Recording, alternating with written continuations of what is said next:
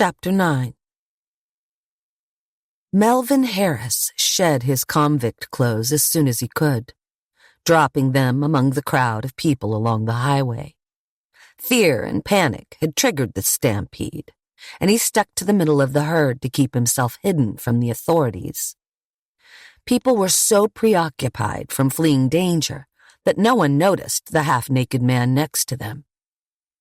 Melvin didn't stop moving until he reached the end of the highway and re-entered the city. The first order of business was finding clothes. He needed to blend back into society, and naked people drew too much attention. With every storefront being looted, it was easy for Melvin to simply stroll into the nearest store, grab what he needed, and walk out. People should have started looting years ago.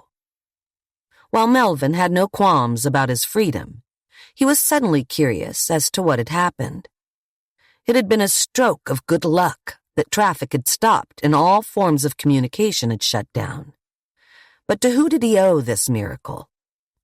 He lifted his face toward the sky, basking in the warmth of the sun. In the end, it didn't matter. He was free. The only thing he was concerned with now was making the most of his situation. It had been exactly 3 months, 2 weeks, and 3 days since the last time he killed. And it was all he could think about as he sat in his tiny cell day and night. Thoughts of murder had floated through his mind, even at a young age. But there had always been an outlet for him, a way for him to express his inner fantasies. And those thoughts festered as he lay locked away in a cell. Melvin emerged from the clothing store as a new man. But while he walked out of the place with a well-worn apathy, he noticed that everyone else was running around like a chicken with their heads cut off. And every time a gunshot thundered into the air, the frantic animals ducked and screamed and scurried even faster. Melvin smiled at their helplessness. None of them were prepared for the world to come crashing down on their heads. He slowly broke out into a jog, and while he pretended to keep his direction sporadic and panicked, he was always watching, always looking, always on the move for his next victim. He didn't think it would be difficult. There was a smorgasbord of delights for him to try. And when a half-dozen masked men with machine guns made their way down the street, Melvin found his next meal. A cluster of people veered off into the nearest building to evade the terrorists, mowing down anyone who crossed their path. Melvin understood the thrill of taking a life, but he believed that those men were doing it all wrong. The killing was an event. It was a game of cat and mouse.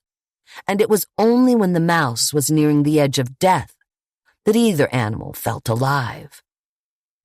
It was a rush more than anything he experienced in his entire life. Melvin was glad to be back in the game. Once everyone was inside the building, people scattered, darting to different darkened corners of the restaurant. Melvin thought it was a stupid place to hide, but he wasn't in charge of the panicked herd. All Melvin was concerned with was finding the right mark for his fun, and he spotted her in the very back of the store, alone. The gunmen continued their killing spree down the street, firing randomly into stores, and the glass of the front of the restaurant shattered, triggering more screams. It was pathetic how they cowered. They were nothing but emotional meatbags. Right now, he needed to pretend to be one of them. Melvin whimpered to himself when he neared the back of the store where the woman had gone, but he purposely kept his distance. Melvin cowered and scrunched up his face until it was red and wrinkly, and snot was coming out of his nose and tears filled his eyes, a tactic he had used before. After a few minutes, the terrorists passed the building, and the sounds of their gunfire faded, along with the sharpened screams of everyone huddled in the restaurant. Slowly, people started to stand, and with the enemy gone, they left the restaurant to go wandering out into the street, continuing their never-ending search for safety. But Melvin knew that there were no safe places anymore. Once the restaurant had nearly emptied, Melvin poked his head up from the hunched position. He saw the woman was still near him, huddled in the corner. She hadn't moved a muscle, even though the danger had passed. At least the danger of the terrorists. "Hey," Melvin said, putting on his weak and eager voice. "Are you all right?" The woman only trembled, keeping silent. Melvin took the opportunity to get closer to her. But when he made his move, she retreated farther into the darkness. "Whoa," Melvin said, holding up his hands. "I just wanted to make sure that you weren't hurt." He waited until she actually looked up at him before he took another step. "Are you okay?" The woman nodded. "I think so. I'm not sure." She sniffled and then wiped her eyes. She had been crying. "Do you know what's going on?"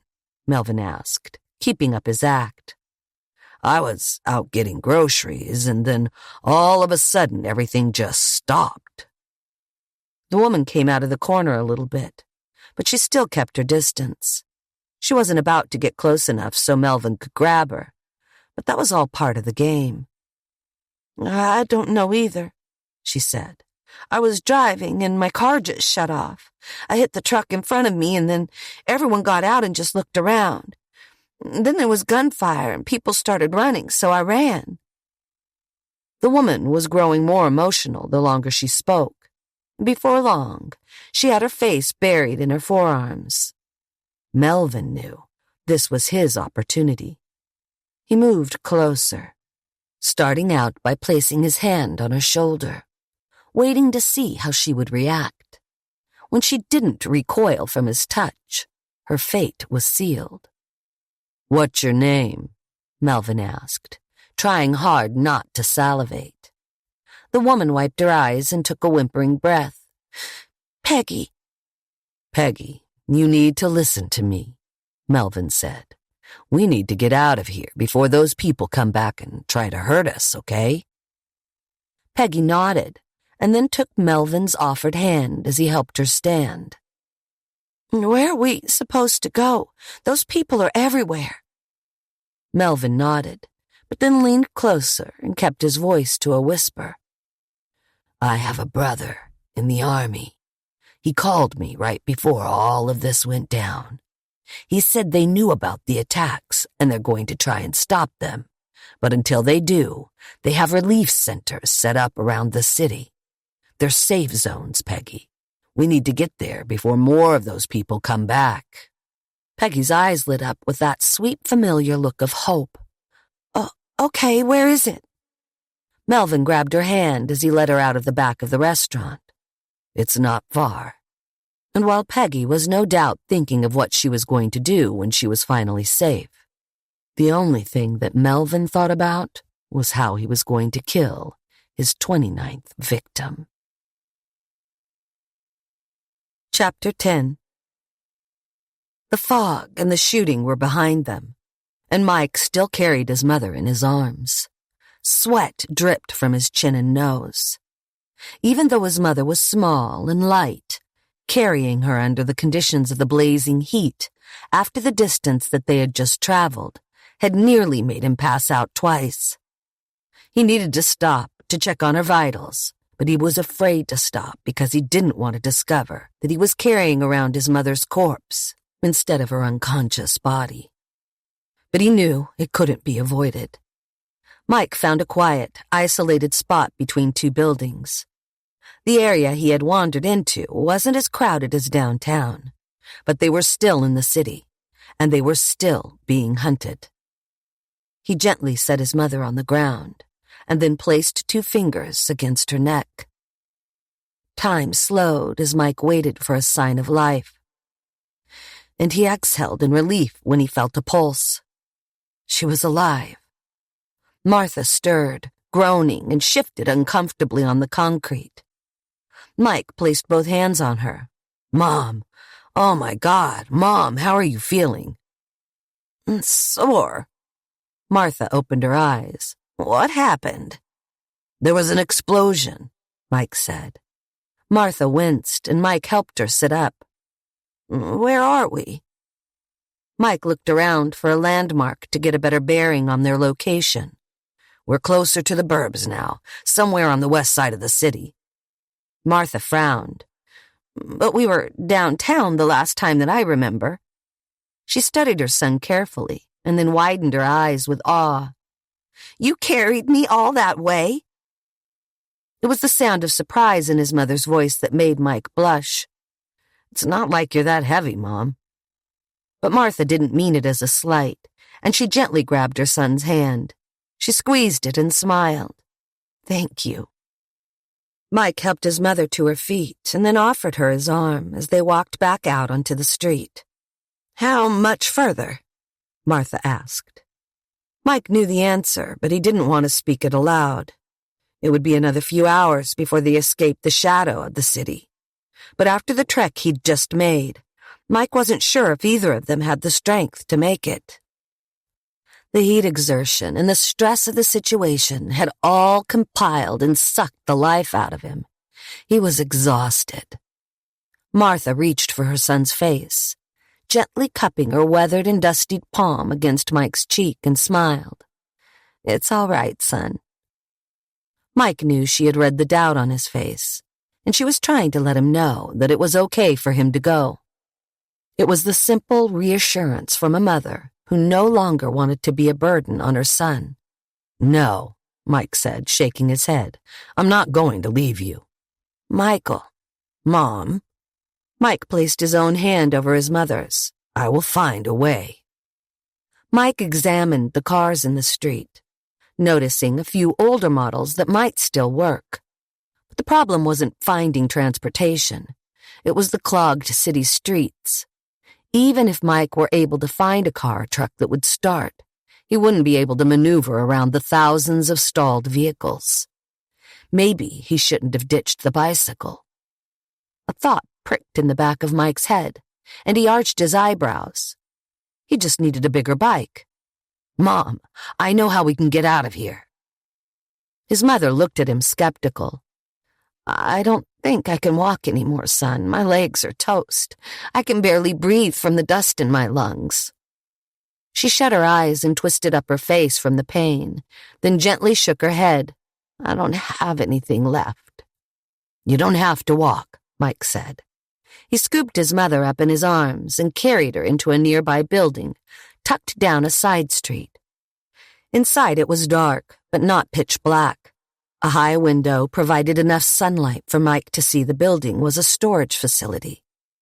The place was crammed with pallets of boxes stacked from the front of the building all the way to the back. Plenty of places for his mother to hide in case danger came lurking. But Mike didn't plan to be gone for that long.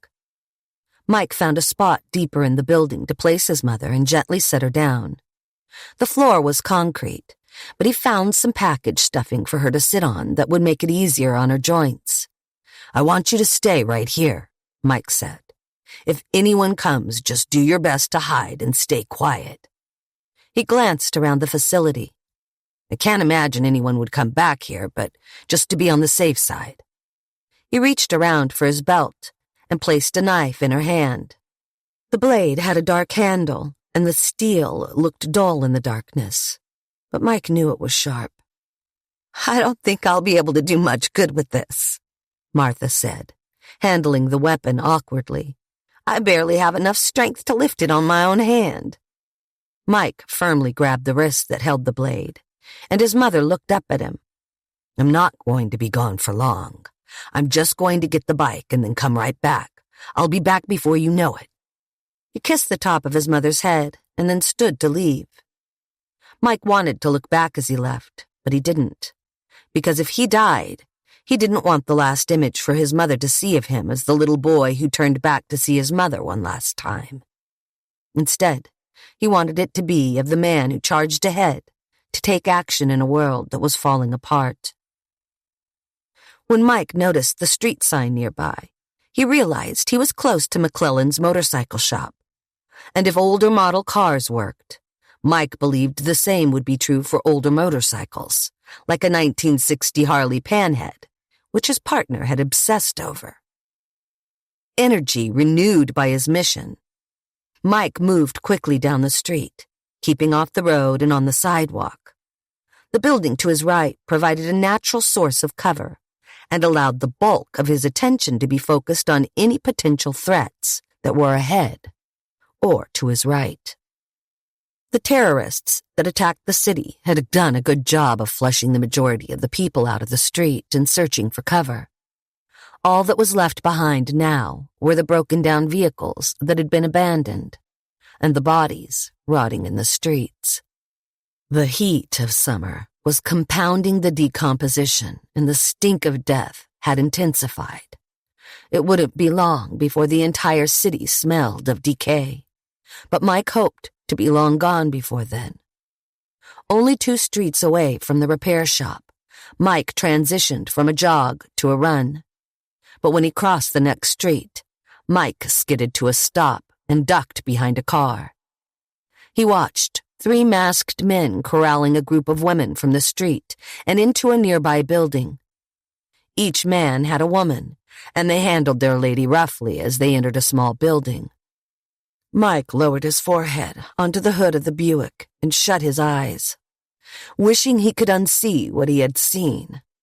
But it was too late for that now. Time wasn't on his side, and he needed to get his mother out of the city. But the girls those men had shoved into the building were young, one of them too young, and Mike couldn't help but think of his daughter at home. If someone had seen Kelly or Lisa being pushed into an abandoned building with dark intentions, he hoped the person who saw wouldn't sit idle. And neither would he. Mike reached for his revolver and then moved quickly toward the building where the terrorists had taken their victims. The building was a standalone and only 1 story, which meant there was limited space for the bad guys to perform their heinous acts. But that also meant once Mike entered the building, he would be forced to react quickly. His exhaustion from the day had stolen some of his confidence that he would be able to kill all 3 men before one of them reached for their weapon. But as he neared the building, he heard crying from inside. Mike was already out of time. He opened the door, sunlight flooding into the darkened front room. The light revealed the men with their pants down and the girls struggling to fight against their rapists. All 3 men turned at the intrusion, all of them unarmed. The first bullet Mike fired struck the man nearest to him in the chest. With the door closed behind him and the sunlight disappearing, Mike pivoted his aim to the next man, squeezing off 1 round that winged his target in the shoulder. He quickly lined up his shot again and fired a 3rd round, which pierced the man's throat.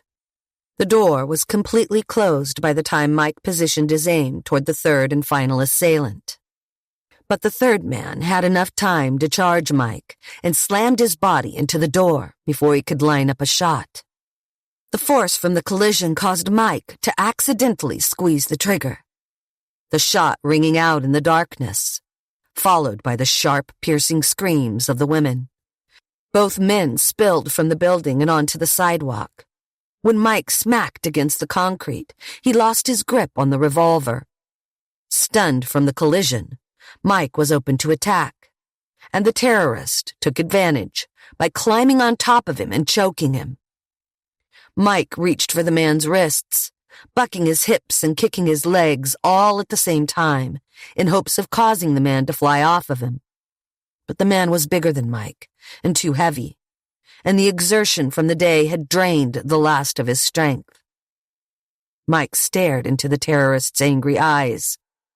The man bared his teeth, squeezing Mike's neck as hard as he could, with as much pressure and as much force as he could muster.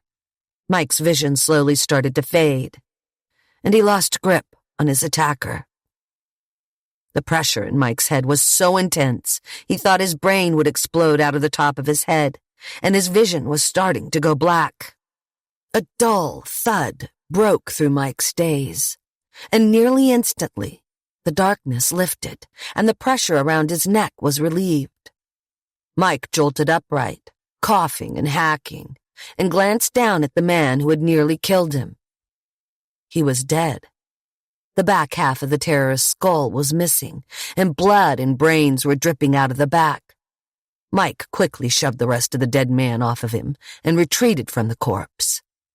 He stared at the dead man in shock, unsure of what happened, until he looked to his left and saw a woman with one of the gunmen's rifles in her hands. The woman had a wild look in her eyes, and her grip over the weapon was so tight that her arms were shaking. She stared at the man she had killed.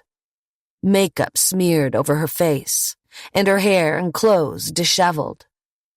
Mike slowly stood, arms out by his sides, not wanting to spook her. The woman turned to Mike, aiming the weapon at him in the same motion. "It's okay," Mike said. "You can put that down now. I'm not here to hurt you." The woman looked down at the rifle in her hands, and she stared at it like she was seeing it for the first time. She frowned, then slowly bent over and placed the weapon on the concrete. When she straightened up again, she hugged herself and then retreated to the open door where the other two girls slowly emerged, each of them wearing the same look of shock and disgust.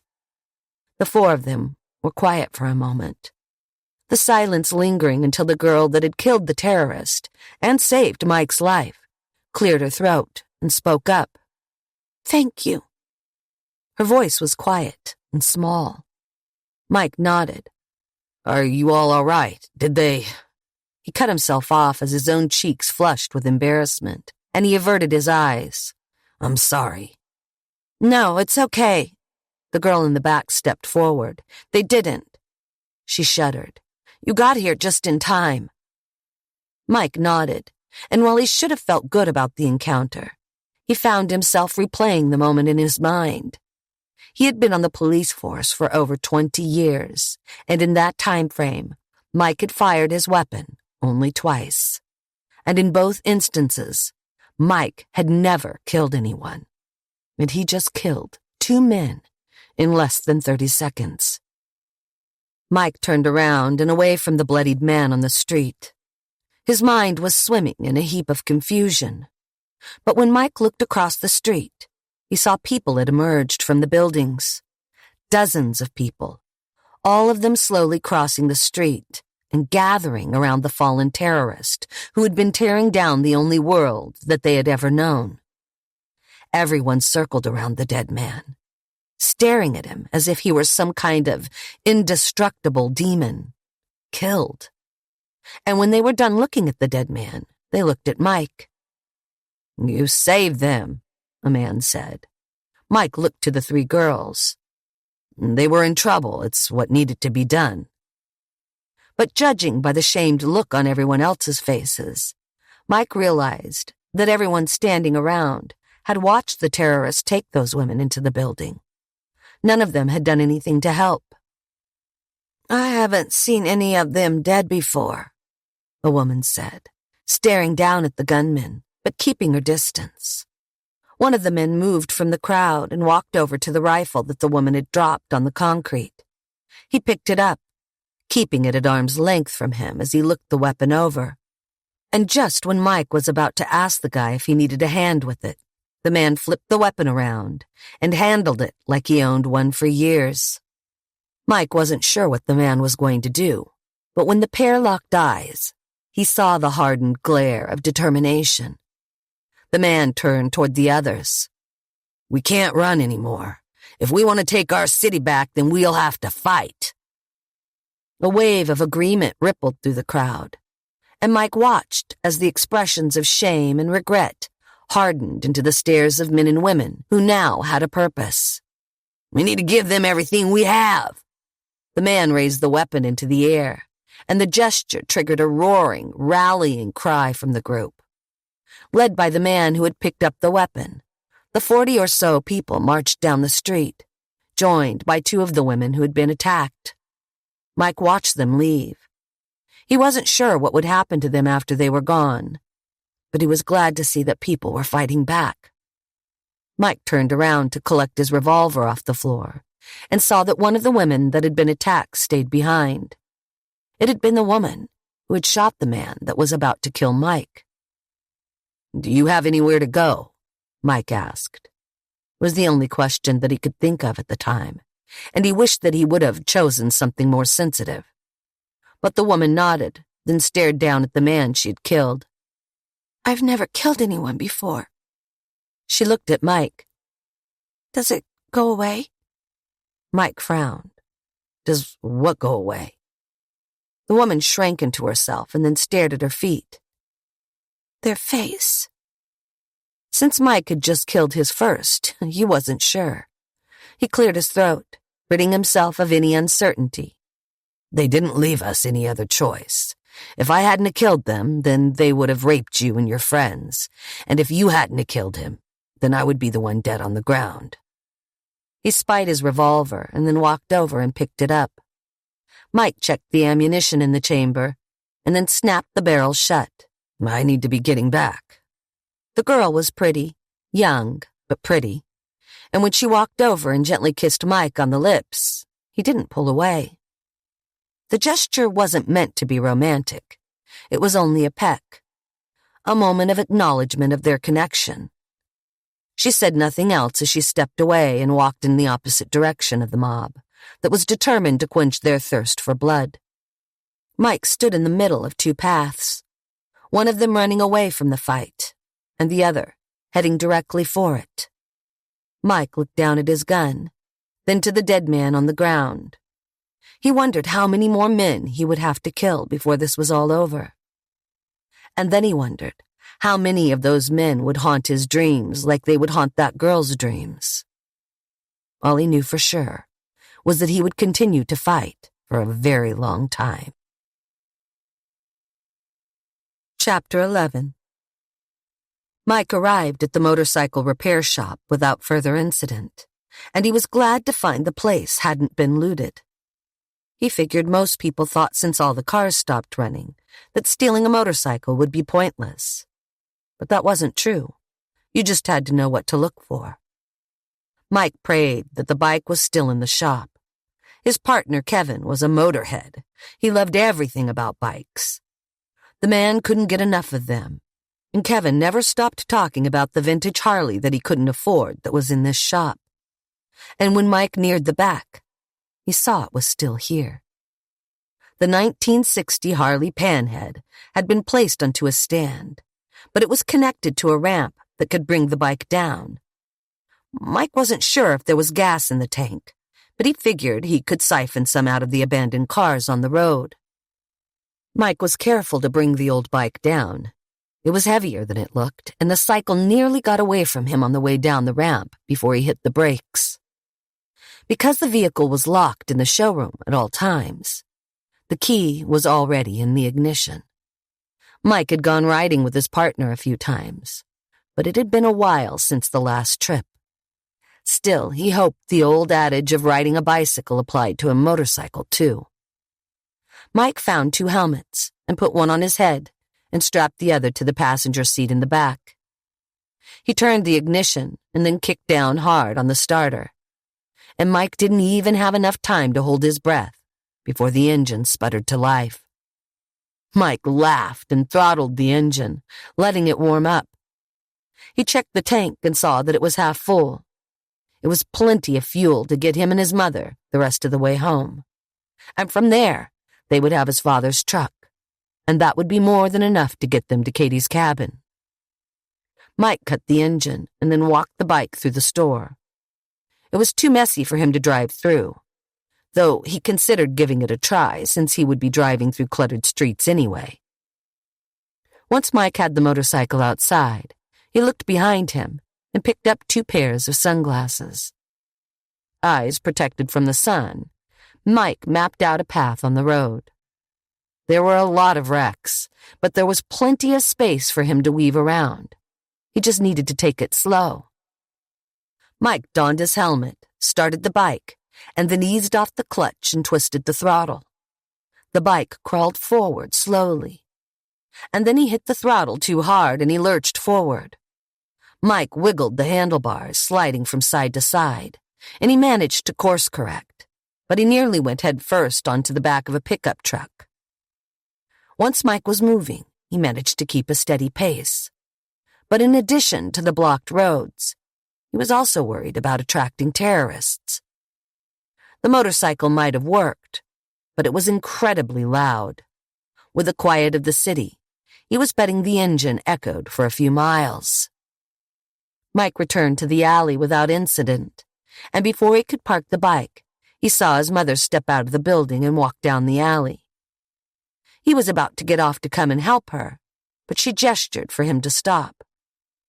Martha arrived at the bike, and Mike handed her the helmet. "Thank you," Martha said, shouting above the engine. "I would have come to get you," Mike said. Martha waved her hand dismissively. "I heard you coming from a mile away, and I needed to walk on my own to make sure I still could." Mike waited for his mother to finish with her helmet, and then leaned the bike to the side so it was easier for her to mount. "Just wrap your arms around me and squeeze as tight as you can," Mike said.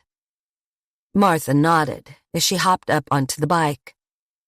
Her arms were bone-thin, and the grip was so loose when she interlocked her hands together that he was having second thoughts about his plan. "Are you sure you can hold on?" Mike shouted. "I'm fine, just hurry." Mike nodded and then eased forward. He started slow, not even moving out of first gear. But after a few streets, the city traffic cleared some, and he was able to speed up. With the traffic clearing and Mike picking up speed, he thought things were finally turning around. But he let those hopes rise a few seconds too soon. The last pair of high-rise buildings were up ahead before they escaped the city limits and entered the surrounding suburbs. From there, Mike could follow the back roads all the way to his house. But through the 7th-floor windows of that last pair of high-rises, Mike saw a pair of rifles protrude into the open, and gunfire rained from above. The bullets struck the vehicles around the motorcycle, shattering glass and tearing apart metal. The bullets which struck the pavement ricocheted off and veered into random directions. Because the roads were still crowded, Mike had limited space to maneuver. But he saw an opening to his left, and he throttled the gas, rocketing them out of the street and down the nearest side alley. The sound of gunfire chased them, but they were well out of range before any of the bullets touched them. The narrow walls of the alley amplified the noise of the bike's engine, and Mike stopped halfway through the alley to make sure his mother was all right. He cut the bike's engine and then turned around. "Mom?"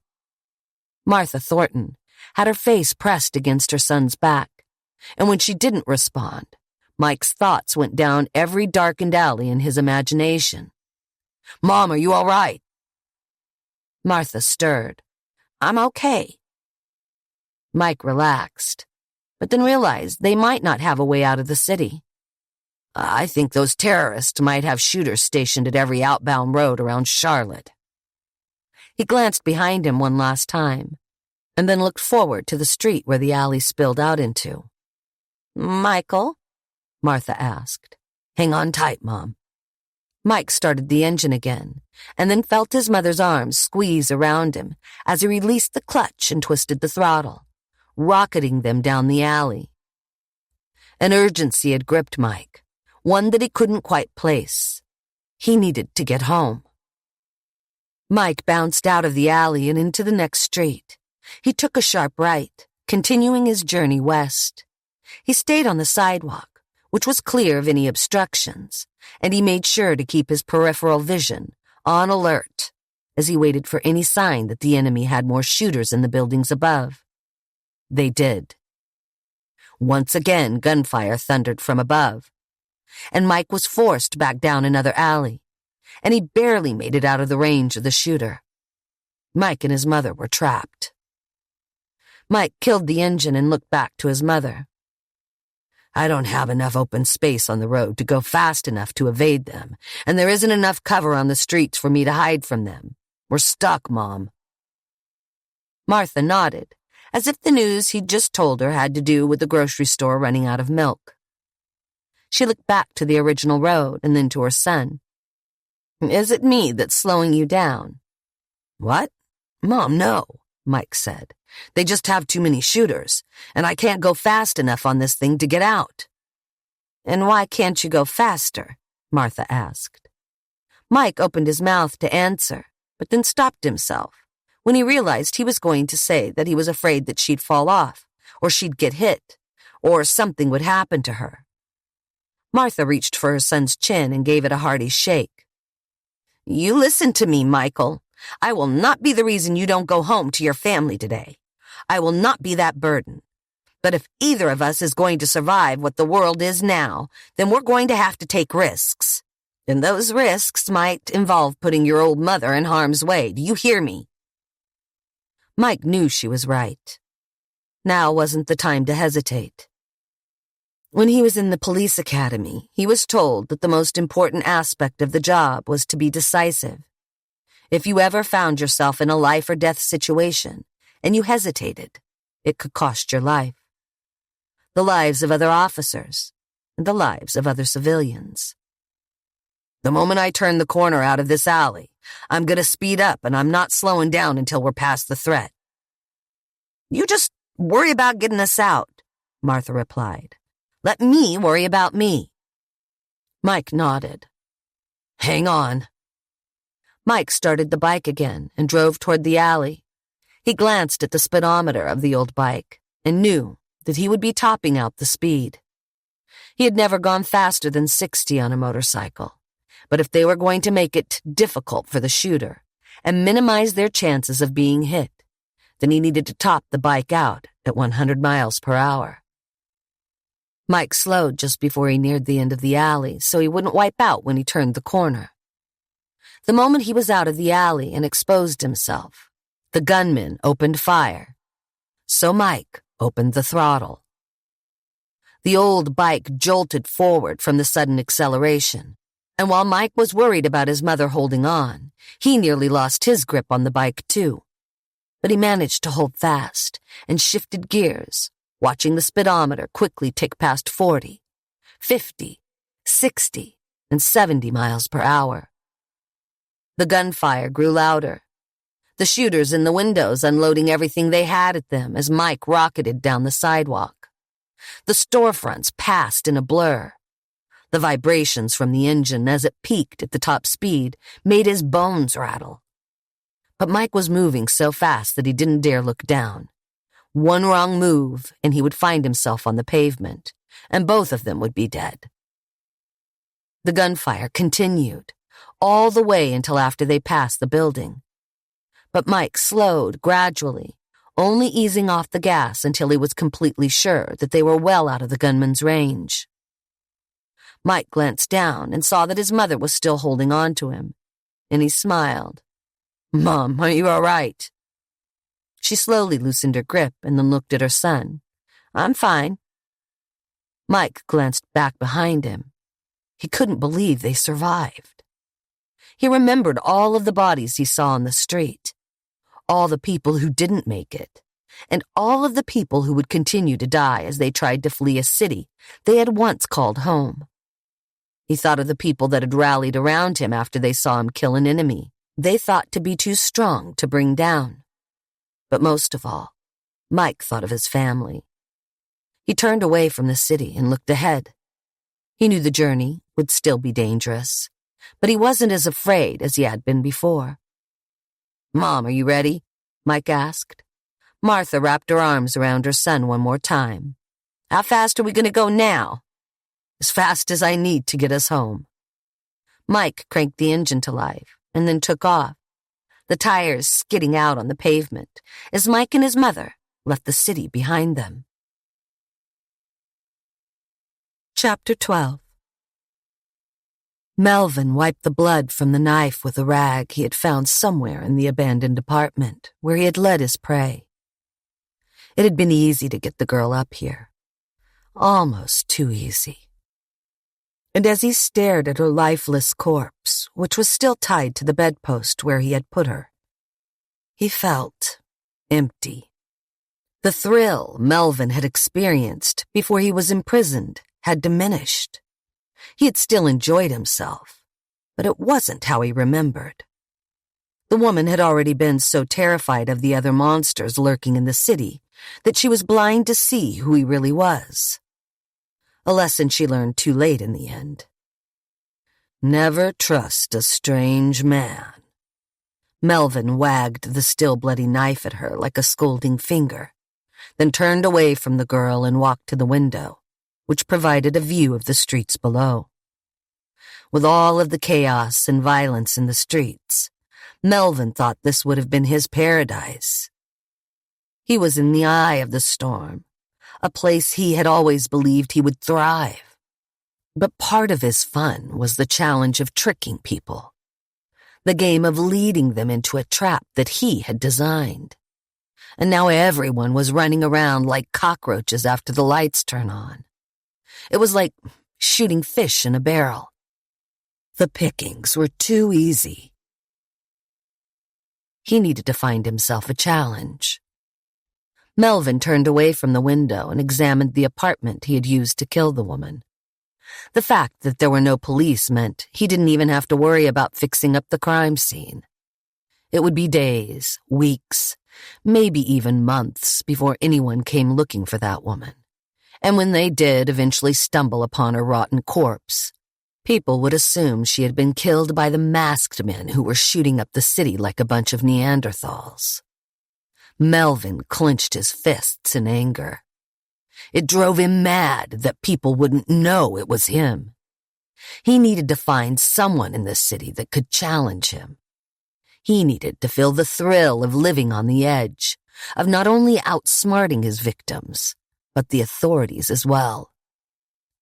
And then, an interesting thought formed in Melvin's mind, something he would have never considered before the world had turned upside down. But now it made sense. Melvin had killed 28 people, 29 if he counted the wandering doe behind him. But Melvin wasn't sure she was worthy enough to earn a spot on his list of victims. And he was convinced the authorities weren't anywhere close to capturing him. But he was wrong, and his fun came to an end. That was when he met Detective Michael Thornton. The detective was a good-looking man, someone Melvin would have put as a mark for himself. It wasn't a sexual attraction, merely a connection. He had no preference between men and women. Everyone bled the same color, and that was all that mattered to him.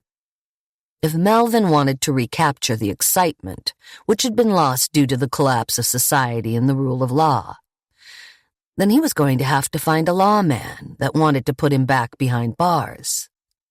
And he couldn't think of a better candidate than the man who had caught him, Detective Thornton. But while Melvin had gotten to know the detective well during their interrogation time, he had no idea where the detective lived. To find that information, then he would need to return to the one place he had always tried to avoid, the police station. Melvin had been taken to Detective Thornton's precinct after he'd been arrested. He was certain that the detective station would have the necessary files on all of their police officers and detectives. Personal information, like their home address. Melvin's pupils dilated, the excitement and adrenaline returning in the way he had originally remembered it. This was the rush he was looking for. This was the feeling he wanted to recapture. Melvin smiled and headed for the door, leaving the blade behind along with the corpse. Well, my love, this is goodbye. I wish I could say that this was one of the better experiences that I've had, but I'm afraid to tell you that it was rather boring. The woman remained motionless, her head tilted to the left, her hair covering her face, but her mouth was open and her tongue had fallen out. But it's not your fault, really, Melvin said. Don't beat yourself up about it. I'm sure you would have been great for someone else. But alas, you were not mine to take. Melvin smiled again and then walked out the door. The streets were a little quieter than before, but there were still random gunshots followed by piercing screams. It was rare Melvin found himself in a position to be hunted, but with the number of those masked gunmen, He couldn't count himself out as a piece of meat to be slaughtered. All it would take was one stray bullet. Some crazy person to sneak up behind him, and then it would be all over. This was the kind of wild that he knew normal people felt on a day-to-day basis. But it had taken the end of the world for Melvin to feel that way. The idea of dying out in the streets like some common idiot only fueled Melvin to stay ready and alert. He needed to be constantly aware of his surroundings. He still had the gun he stole from the officers after he escaped, which he kept tucked into his waistband and concealed beneath his shirt. Melvin was light on his feet as he moved through the city, which he was incredibly familiar with. He knew the detectives' precinct was on the south side of the city, which appeared to be cleared of most of the terrorists that had descended upon Charlotte. Melvin wondered what the terrorists' endgame was. Did they want to take over the city, the country? Or was their primary objective sweeping over the land like a shadow of death, killing as many people and destroying as many things as they could? Melvin hoped it was the latter. The world was always so much more interesting when people decided to turn the status quo over on its head. Because just look at what it was doing to Melvin Harris, a serial killer, a man who had spent his life evading the police. Now about to break into a precinct full of officers. It truly was the end times. Melvin arrived at the precinct and took his time on his approach. Since he had already shed his shackles and his prison clothes, he doubted anyone would recognize him. A closer look at the precinct revealed the building in tatters. The windows were shot out. The bodies of cops lay strewn about the steps leading up to the front doors, which had been broken down. Several civilian bodies also lay mixed in with a sea of blue. But as easy as it looked to just walk into the building, Melvin's instincts told him to stop. It was the perfect setup for an ambush. He looked at the spray of bodies on the steps again. It was here he realized that the position of the civilian bodies was of people trying to enter the precinct. And call Melvin crazy, but there was no reason for police to shoot civilians who were wandering into the building looking for help. The masked terrorist had set a trap for anyone looking for the police. Instead of finding help, they'd only get a bullet to the head. Melvin studied the front of the building and saw a window that had been smashed out. The glare from the sun prevented him from seeing inside, but Melvin knew it was the perfect position for someone to set up a rifle. Clever, Melvin said, whispering to himself. Melvin doubted there would be more than 2 men in the building. It was a scavenger assignment, picking off the weakest who were coming to the authorities for help. But Melvin still made sure to keep himself ready for any surprises. He was too close now to be killed by some amateur rebels. Melvin entered through the back door, and like he thought, it was unguarded. He was quiet as a church mouse as he moved through the building. It was nearly pitch black inside, and Melvin paused for a few seconds to let his eyes adjust. He had always seen well in the darkness. He didn't know exactly why, but he always assumed that it had to do with his desire to kill. He knew of many predators in the wilderness that hunted at night. Melvin always considered himself more of a predator than a man. Melvin maneuvered through the halls of the precinct easily once his eyes adjusted to the darkness. He could never see as clearly as if there were light, but he managed to see enough to know that the lumps of shadows that he stepped around on the floor were bodies. That and the smell. Death had a certain scent, a sharp, sour stench Melvin savored. He often spent time with his victims after he killed them, waiting for them to rot and decay, so he could revel in their smell. It was a primal urge to be a part of death and destruction, and Melvin had dedicated his life in pursuit of that desire. Voices drifted from the front of the building, and Melvin froze. He closed his eyes so he could concentrate harder. It just sounded like gibberish. Melvin listened closer and realized the two men, he was sure they were men, were speaking a completely different language. Melvin couldn't decipher the language, but he was able to tell the kind of conversation that the men were having. It was a delicate balance, a light cadence that went back and forth, that was only exchanged when someone let their guard down. They must not have had a person wander into their trap for a long time. They had grown bored and sloppy. It was perfect for Melvin's plans. Melvin emerged from the back hall and into the main bullpen. He saw the pair of men that had been whispering. Both of them had their backs to him. He took a moment to pause and make sure that there was no one else lurking in the darkness. But when he was certain that the coast was clear, he moved forward. The slow walk gave Melvin time to consider his options. He had the pistol, and the gun would be the quickest way to get rid of them. But it was also loud. If those men had friends nearby, the gunfire might cause them to come and check on them. But Melvin also considered the fact that their assignment was to shoot people. 2 more gunshots wouldn't draw any more attention to them. But would using the gun be more fun than snapping their necks, or choking them to death, or watching them bleed out?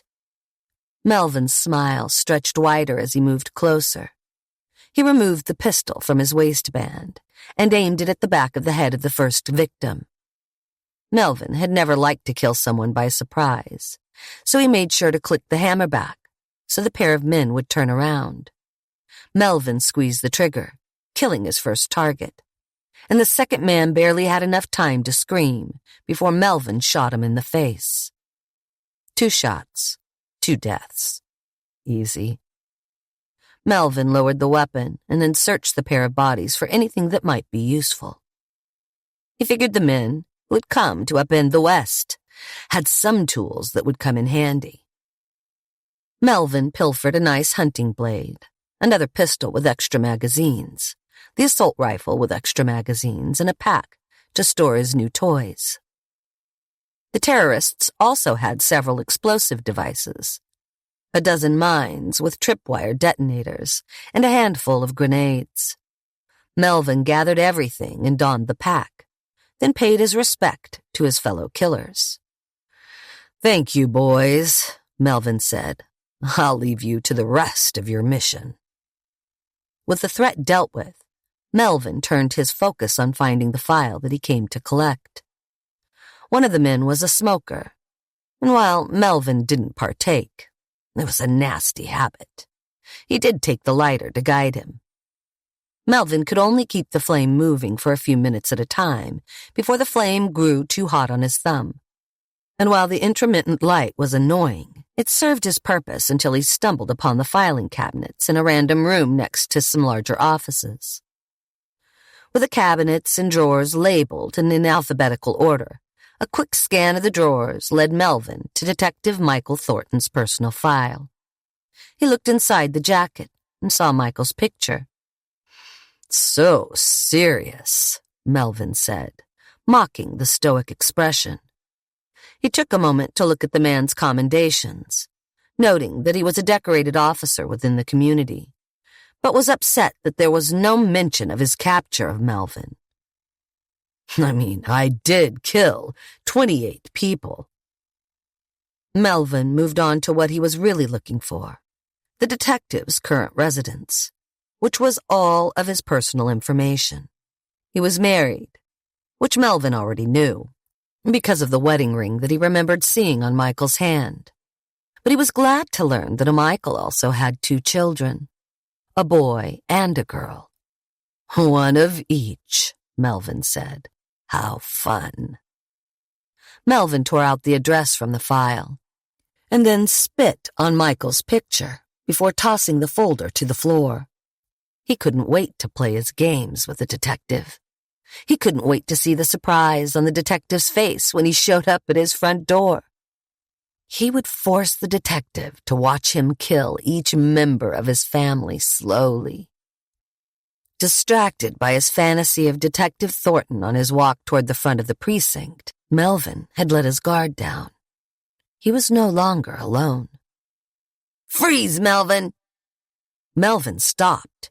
He recognized the voice, and as he slowly lifted his gaze from the floor to the man standing in the doorway, he couldn't hide his surprise when he saw Detective Kevin, Michael's trusted partner, pointing a gun at him.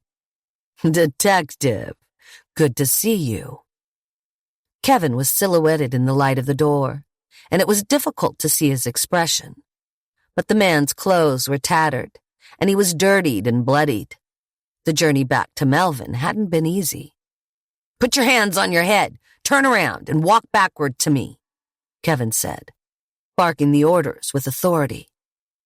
Melvin didn't do as he was told, instead choosing to take a moment to assess his situation. The detective hadn't shot Melvin on sight, which was peculiar considering that the law had all but eroded into nothing, which meant that Kevin was still holding on to the idea that things were going to get better, that there was some kind of civilized structure outside of the city. It was the naive detective's first mistake. "I said put your hands on your head.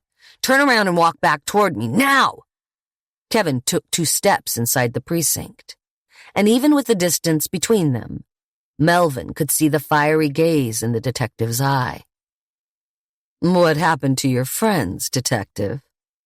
Melvin kept his tone innocent, still refusing to obey Kevin's orders. The detective would have to shoot him if he wanted to stop him from leaving this place, because the only way out for Melvin was in a body bag. "Did he die?" Melvin faked a little gasp. "Oh, and the other one, did he leave?" Melvin smiled. "He did, didn't he?" "He took off and ran because that's all people do now. A little trouble comes their way, some adversity that they don't know how to handle, and then they take off running before the danger kills them. I hope you don't hold that against him." Kevin had his arms straight out in front of him, squeezing the grip of the pistol as though he could crush it with his bare hands. "I'm not going to ask you again." Melvin laughed. "See, I have to disagree with you on that, detective, because if you wanted to shoot me, then you would have put a bullet right through my forehead the moment you walked through that door and saw me." He pressed his index finger against the center of his forehead and smiled. "But you didn't, because you want to take me in alive, because you want me to pay for what I did. You want justice to prevail, and for me to be carted away, and for a needle to go into my arm." Kevin nodded. "Yeah, that's the plan." Melvin took a step forward and then stopped when Kevin jolted. "Easy, I'm just getting closer like you asked me to." "That's not what I asked you to do." Kevin took 2 more steps to match the ones that Melvin had taken. "Hands on your head, turn around, and walk backward toward me." Melvin knew that he shouldn't test his luck too much with the man, so he complied. "You'll have to guide me if I stray off course." "Just keep walking," Kevin said. Melvin knew that Kevin was exhausted and nervous. Why wouldn't he be? He was currently alone in a room with one of the biggest mass murderers in the country. Any sane person would be worried about what Melvin might do. Melvin saw the wide-eyed stare in Kevin's gaze. The man was barely holding it together. Who knows what kind of horrors that Kevin might have seen that would have caused him to question his own morality. Those types of situations always put stress on the mind and the body, and that stress had made Kevin slow to react. The moment that Melvin was within arm's reach of Kevin, he knew that the detective would order him to stop and get on his knees. It would be easier to control Melvin from a higher position. He would then clamp a pair of handcuffs down around his wrists and remove any weapons that he had on him. And as Melvin got to his knees, per Kevin's orders, all he had to do was wait until the detective had one of the cuffs around his wrist, a position that would make it impossible for Kevin to keep the weapon trained on him. And he would make his move. And it went off without a hitch.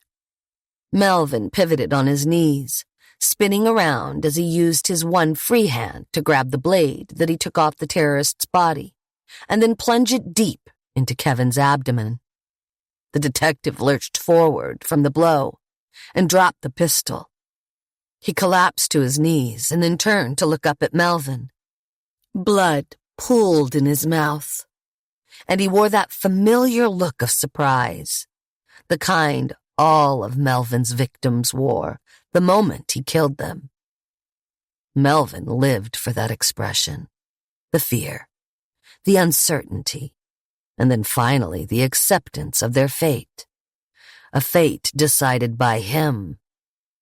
Melvin finished off the detective by pulling the knife up and across the side, opening up Kevin's torso like a can of tomatoes as he collapsed on the ground. It was a big mess, and Melvin grimaced when he saw the blood on his shoes. But then he remembered the situation that he was in. He didn't have to hide what he had done. He looked like everybody else in the streets now, a man just trying to survive. Before Melvin left, he collected Kevin's badge. It was smeared with blood, but Melvin took that as just one more token to remember the detective by. "I'll give Michael your regards." Melvin walked out of the precinct and clipped the detective's badge to his belt, then mapped his route to Michael Thornton's house.